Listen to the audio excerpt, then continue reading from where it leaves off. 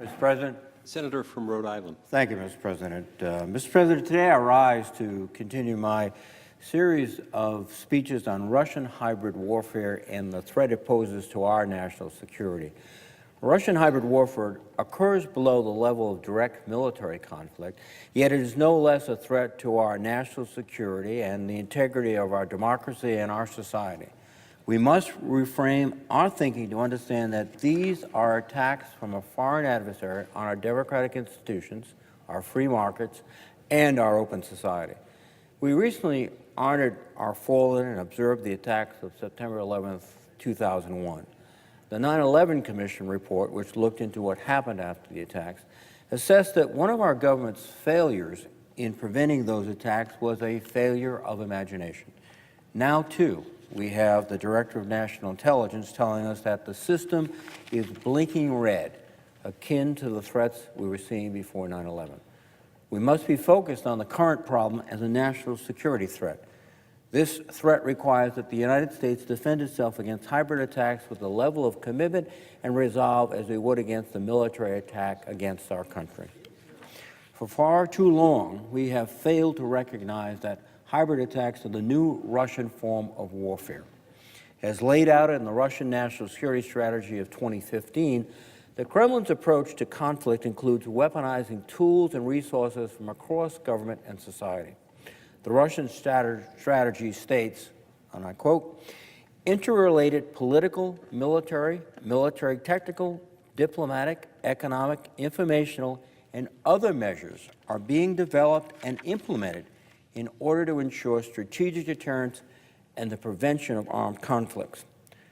The Russian strategy describes the conventional and non-conventional arenas of warfare as the Kremlin envisions it, and how Russia has utilized all the tools of stagecraft to engage an adversary without, in many cases, actually firing a shot.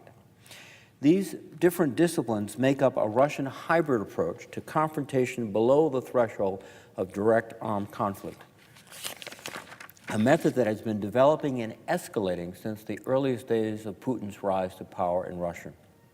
The main tenets of the Kremlin's hybrid operations are informational operations with cyber tools, which people commonly think of as hacking, propaganda and disinformation, manipulation of social media, and malign influence, which can be deployed through political, legal, or financial channels.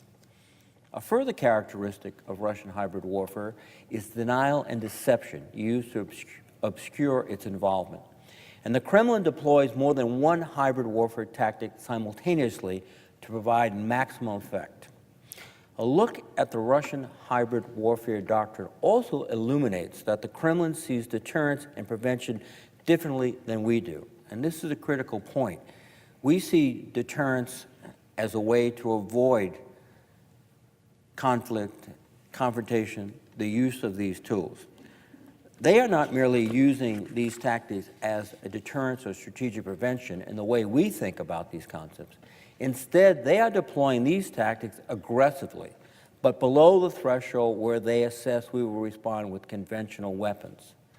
One such example was the hybrid warfare operations the Kremlin deployed in Crimea, including covert forces, sometimes referred to as little green men, and the use of coercive political tactics, including an illegitimate referendum. Now, previously, I've addressed aspects of Russia's hybrid warfare operations against the United States dealing with tactics of financial malign influence and multiple hybrid tools they have deployed against our democratic elections. Today, I will discuss another Russian tactic in its hybrid warfare arsenal: the use of assassination, politically motivated violence, intimidation, or detention to pursue the Kremlin's objectives. These tactics are sometimes referred to as dirty active measures. With dirty active measures, the immediate attack is deployed against an individual who is working counter to the Kremlin's strategic goals by challenging Putin's power base, exposing corruption, or unearthing hybrid warfare operations. But the damage of these hybrid warfare tactics goes well beyond the individual killed, hurt, threatened, or jailed by the Kremlin. These tactics cause chaos, fear, and instability to bystanders and have a deterrent effect. sending a chilling message to others that might seek to challenge the Kremlin's rule. Further, the reach with which Putin has deployed these weapons inside Russia, across Ukraine, Europe, and even in the United States instills fear that if the Kremlin wants to get rid of you, there is nowhere to hide.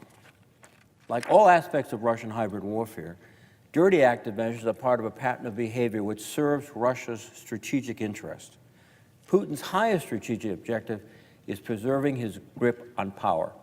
He also seeks to operate unconstrained domestically and in the near abroad.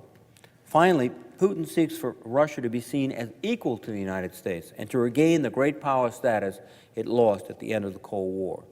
He knows he cannot effectively compete with the United States in conventional ways and win.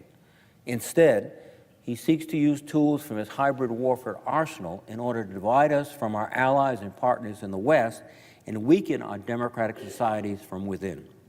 The Putin regime has been engaged in a pattern of dirty active measures for more than a decade, and the tempo has only increased since he retook the presidency in 2012. These tactics have increasing implications for the United States and allied national security.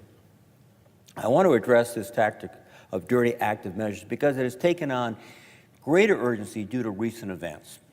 In particular, I am thinking of the poisoning of Sergei Skripal, a former Russian military intelligence officer, and his daughter on British soil, and Putin's threat against Ambassador McFaul and other U.S. government officials at the Helsinki summit. These events may seem unrelated, but they are actually part of a pattern of malicious and threatening Russian behavior. Today, we'll explain the connection and make recommendations for how we can deter and counter Russia's use of dirty active measures as part of its hybrid warfare operations below the level of military conflict. Dirty active measures have a long and sordid history in Russia and the Soviet Union, dating back to Tsarist times. For assassinations, poison was often the weapon of choice, including the attempted cyanide poisoning of Rasputin in 1916. In 1921, Lenin opened a poison laboratory to test methods to be used against political enemies, named the Special Room, which was also known as the Lab of Death. At this lab, they developed the nerve agents known as Novichoks, which were designed to be undetectable and were recently deployed against the Skripals. These tactics were amplified under Stalin and featured killings by hired assassins, staged automobile accidents, and poisonings used inside and deployed abroad. As Stalin notoriously said, death solves all problems. No man, no problem. Given President Putin's background as a spy master, it should come as no surprise that Russia's use of dirty active measures have continued under his regime. Before becoming prime minister and president, Putin spent the majority of his career in the KGB, the State Security Service, and its successor, the FSB. As Russian journalist Andrei Soldatov wrote, the KGB's main task was always to protect the interests of whoever currently resided in the Kremlin. In this system, loyalty and fidelity to the state is prized above all, and Putin's values were shaped by it. In 2005, Putin lamented that the breakup of the Soviet Union was the greatest geopolitical tragedy of the 20th century. When he assumed power, he resurrected a system that reflected Soviet methods. He employed all the instruments of the state, including the parliament, the courts, and security services, to protect his power base and allow him to pursue strategic objectives in the foreign arena unconstrained. Putin's use of hybrid warfare tactics of assassination, political violence, intimidation, and detention, the dirty active measures, are tenets of this system he created to cement his hold on power. Putin has also manipulated the parliament and the court system to make and enforce laws that manufacture legal consent for tactics of dirty active measures. As opposition activist Vladimir Putin, who survived being twice poisoned, wrote recently in the Washington Post, in Vladimir Putin's Russia, laws are often passed with specific people in mind, whether to reward or punish. Notably, in July of 2006, the Russian parliament gave the president, Putin, permission to use Russian armed forces and security services to perpetrate extrajudicial killings abroad on people that Moscow accused of extremism. companion legislation passed about the same time expanded the definition of extremism to include libelous statements about Putin's administration. This legislation effectively gave those who carry out dirty, active measures immunity. In addition to the use of the legislative and legal mechanisms at their disposal, the Kremlin unleashes a barrage of propaganda against those targeted for dirty, active measures. These information operations contribute to a climate of fear targeting both the individuals the Kremlin is trying to silence and the broader population.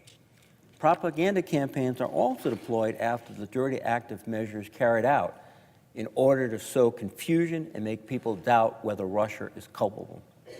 Putin and his inner circle have drawn a distinct narrative, branding those who oppose the Kremlin as criminals, thus deeming them as deserving of punishment.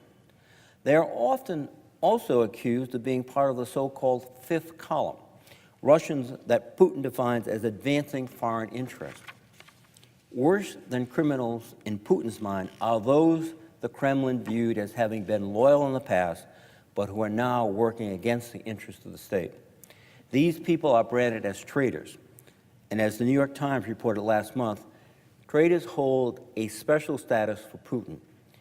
Putin's disdain for traitors stems from the early days of the end of the Cold War, when dozens of former Soviet intelligence officers became defectors or informants for the West.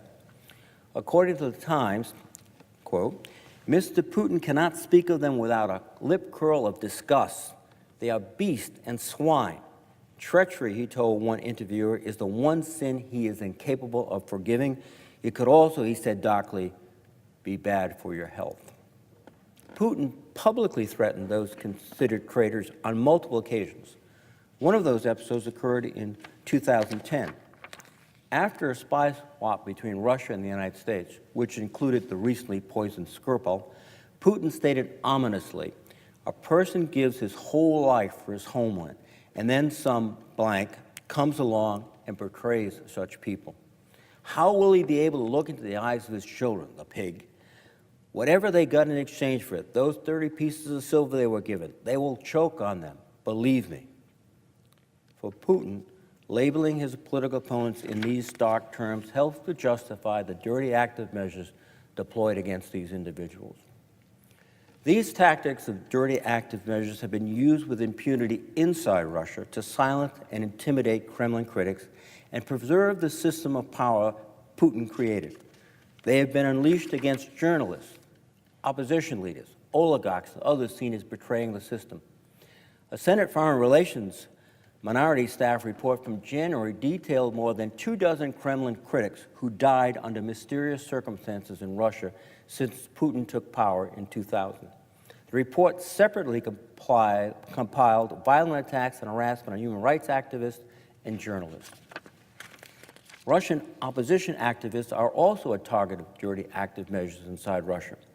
One example was the assassination of Boris Nemtsov, a popular regional governor and deputy prime minister under Yeltsin, who became disenchanted with Putin's political system. He publicly exposed extensive corruption and covert use of Russian hybrid warfare tactics in Ukraine. Arkady Ostrovsky, a Moscow correspondent for The Economist, described the tactics of intimidation deployed against him, including that he was stigmatized as a national traitor and an American stooge. He was demonized on television. And on the streets, banners with Nemtsov's face were hung on building facades framed by the words, fifth column, aliens among us. These threats were followed with Nemtsov being brazenly assassinated steps from the Kremlin. Nemtsov appears to have been killed for exposing corruption in Putin's inner circle and trying to serve as a constraint on his ability to conduct hybrid warfare operations in Ukraine. These actions were clearly seen as a threat to Putin's power and his ability to act with impunity. Attacks of dirty active measures inside Russia continue unabated.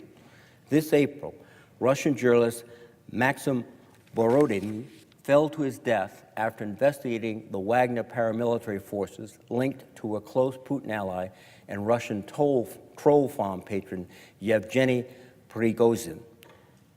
3 additional Russian journalists who were investigating Prigozhin, his sponsored Kremlin-linked military activities, particularly in Central Africa, were killed under suspicious circumstances in August.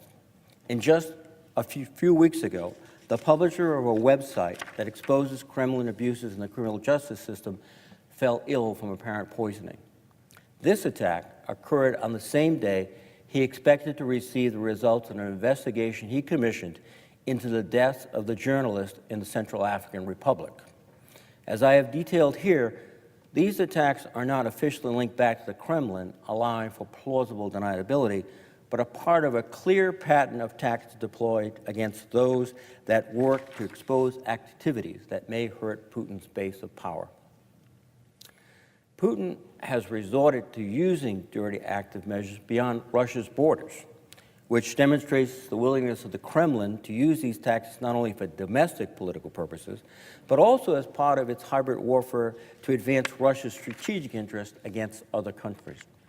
Similar to other tactics of hybrid warfare operations, Ukraine is usually where Russia deploys these tactics first, a testing ground for tools that may be deployed in the West at a later time. We see these tactics of dirty active measures deployed in Ukraine as far back as 2005, when the more Western-oriented Viktor Yushchenko was poisoned after he won the presidency, beating Viktor Yanukovych, the preferred pro-Russian candidate. The Kremlin continues to deploy dirty active measures, including assassination, in Ukraine with impunity. Last May, Denis Voronenkov, a former FSB colonel and a former Russian parliament member, was shot in the head on a crowded Kiev sidewalk in broad daylight. Voronenkov was once a close Putin ally who used his position to promote key Kremlin priorities, including, ironically, annexing Crimea. He fled to Ukraine in October of 2016 and began to criticize Putin's government. He was slated to provide testimony to Ukrainian authorities that would expose Kremlin deliberations prior to hybrid warfare operations against Ukraine. Forebodingly, a few days before his murder, he told the Washington Post, "They say we are traitors in Russia." And again, the idea that he could be shot brazenly in broad daylight served as a warning to others that they might want to expose hybrid warfare operations should think twice, and that they can't escape even if they leave Russia. Similar tactics were deployed against Montenegro, as it considered and ultimately chose to join NATO in 2015 and 2016. The Kremlin saw the Montenegrin government's decision to move closer to the West as a threat to its strategic interest, including Russia's ability to operate in Eastern Europe unconstrained.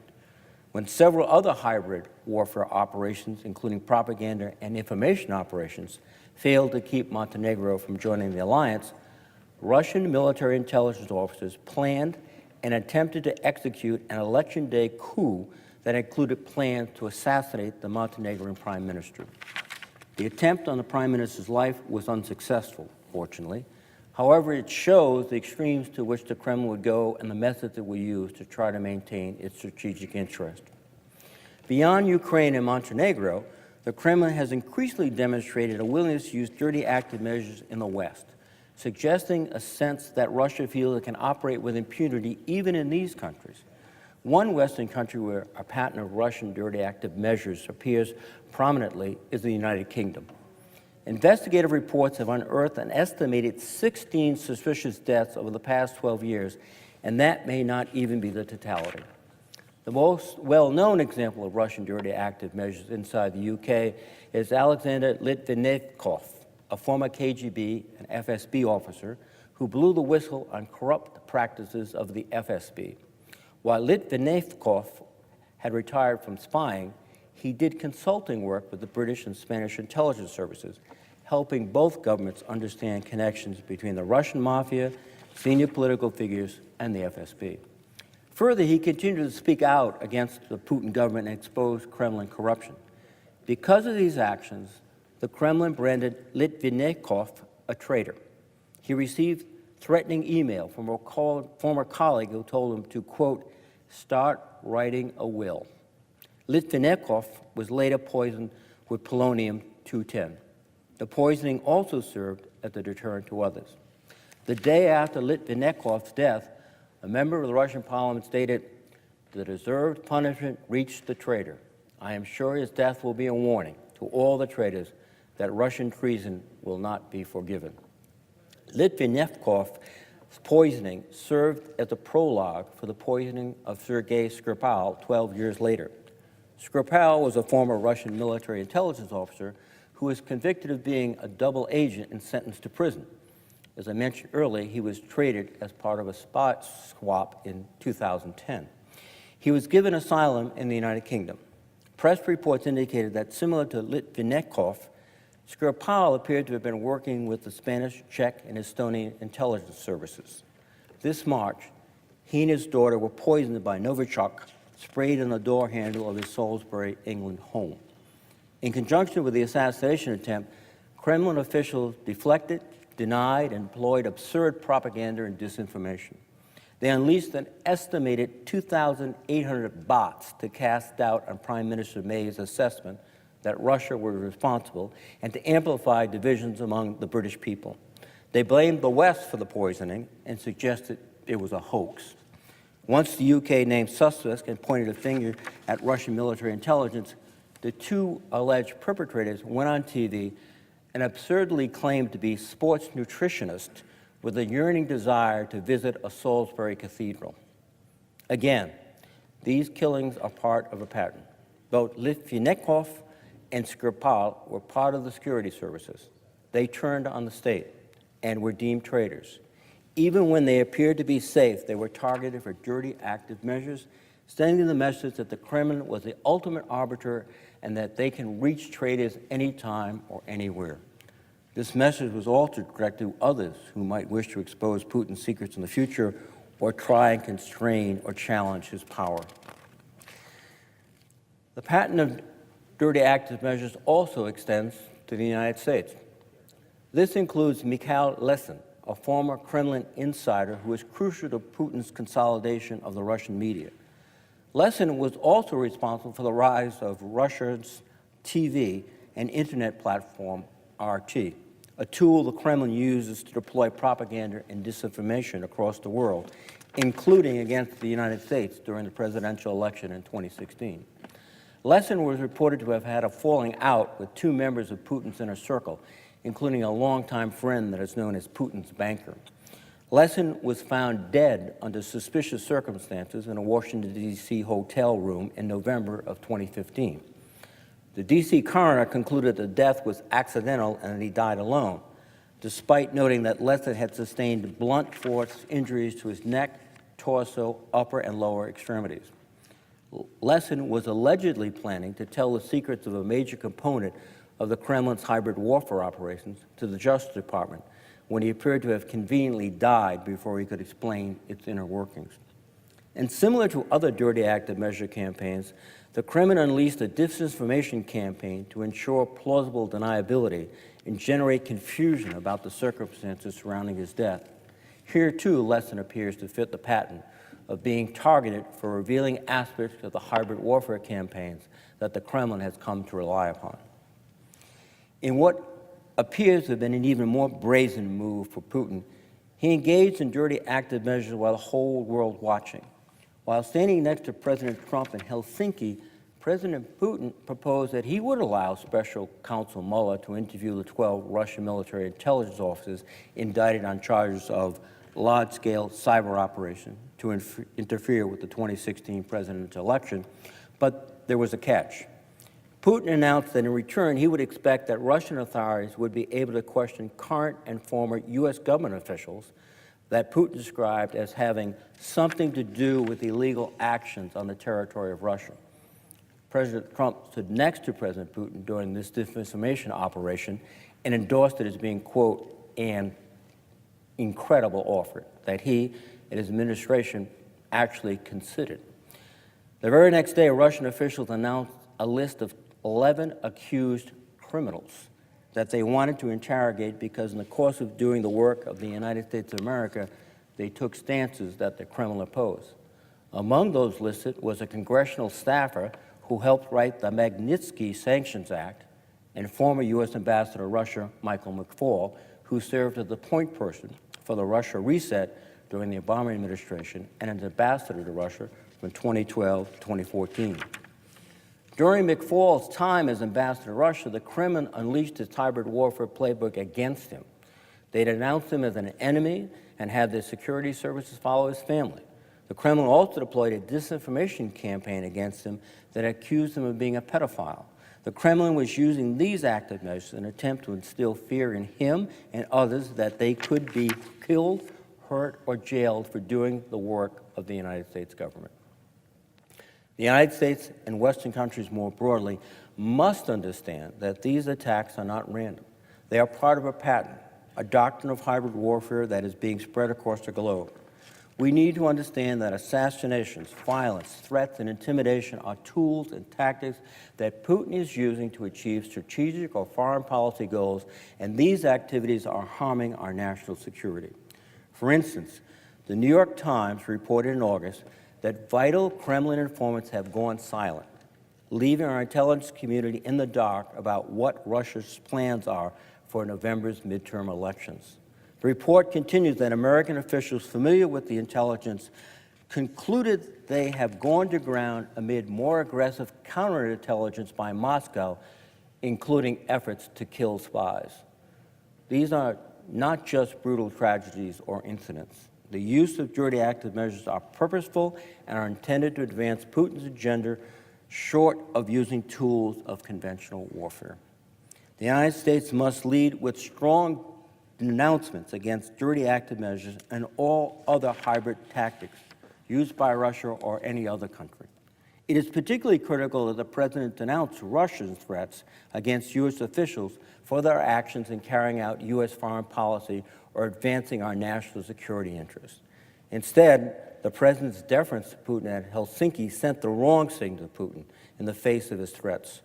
Fortunately, the Senate has taken some action, including voting 98-0 to protect our diplomats and other foreign government officials implementing U.S. policy after Putin requested that they be turned over for questioning. However, the government must speak, our government must speak with one voice and send consistent messages that this kind of action will not be tolerated and that Putin will pay consequences for his behavior. While it is important that we respond to these attacks, including with unequivocal denouncements of these tactics by the President and by the Congress, we should not be in the business of trying to respond to these attacks symmetrically. Putin resorts to using these dirty tactics because he believes they give him an advantage over the West. We need to stay true to our ideals of democracy, human rights, and liberty. We don't want to normalize or legitimize these methods by engaging in them ourselves. Doing so would simply create a false moral equivalence that plays right into Putin's hands. Instead, we must employ responses that play to our strengths. We stand for transparency and accountability in the United States. We stand for the rule of law. We must develop and implement a comprehensive strategy that deploys tools and tactics that are consistent with and showcase these values. We must shine a light on the corruption at the highest levels of the Putin regime. We must shine a light on how Putin's cronies are hiding their ill-gotten gains in the West. We must deploy a systematic and strategic messaging campaign that counters the base of Putin's power, reputation, and funding. And we must take these actions in concert with our allies and partners. In response to the Skripal poisoning, the United States expelled 60 Russian diplomats, joining with more than 25 ally and partner nations in applying diplomatic pressure on Russia. This action sent a strong signal that the world would not allow Putin to act with impunity. When we act together with our allies and partners to push back against these hybrid operations, it imposes a cost to Putin's reputation on the world stage, which thwarts one of his major strategic interests. While these steps were in the right direction, they have been undermined by the President's words and actions. Despite punitive measures in response to the Skripal poisoning, the Kremlin thought that the Helsinki summit erased that damage. Press reports indicate that Western and U.S. intelligence agencies assessed the Kremlin was pleased with the outcome of the summit at Helsinki and is confused as to why President Trump is not implementing more Russia-friendly policies. One important tool in our arsenal for holding the Kremlin accountable is sanctions, including those on Putin's inner circle. In particular, sanctions implemented under the Magnitsky Act appear to be particularly threatening to him. This act was passed in response to the death of Sergei Magnitsky, a Russian attorney who had uncovered massive tax fraud and corruption that was traced back to Kremlin officials. He was arrested in Russia and placed in jail, where he was tortured until he died.